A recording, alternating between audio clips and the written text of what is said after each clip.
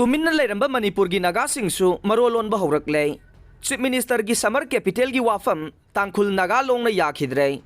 Manipurda haukiba me ahumdagi maitai amadi kuki furupki marakta kanglupki irang thoktuna misi mina kaya marum yaukraba sida chap chaba na kai sengbo wafam amata phongdoktona leiramba nagasingsu makoigi oiba wakalon tapna mayek senglakle.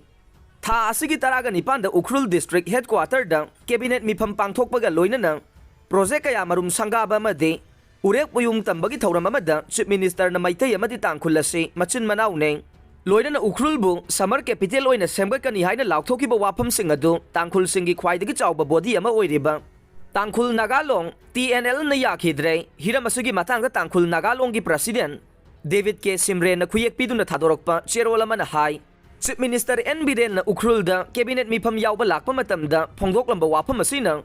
Ukhrul gi miyam da chawna chamamna ba pokhallei tangkhul singi khwaidagi chawba body ama oiriba TNL ga Chief Minister N. Biren gi Ukhrul khongsat amade cabinet mifam aduga hiram amatada mari lainade loinana tangkhul gi CSO kharana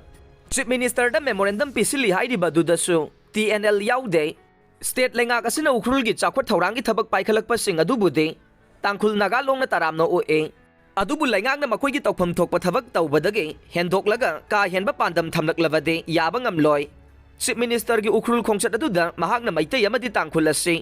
machin manaw oire haina laukthoklamme adubu hairibu wafam asidi NB na Chief Minister ama oina natraga sagai kharaga maitai singa igi mari leinai haibasi made TNL su yadaba tawroi adubu tangkhul phurupum namak maitai singa igi mari ni hairibu wafam adude yamna maram chadaba wafam ne TNL amadi tangkhul singna aikhoi isagi puwari kumna khangjai loinana aikhoi gi lamasi Nagane sinamagi saruk ama oigadawribani haiba wakhalonda leijaribane maram asina Summer Capital ani suba capital na chingba makhal amatagi Manipur gi capital ama oiba pamde hainasu cherol asina makhatare panba yabadi Manipur yauna awang nongpoki tongan ba mafamsingda khunda laita duna leriba nagasinggi apunba nation ama sagatnabagi demanda NSCN-IM na haukiba kumjali singamaga chamapan marfudraga tarettage India government ka peace talk tawna duna lakhibane masigi makha tarakpa oina kumjali singani taraga mangage October da framework agreement fawba khuyek pina duna hauji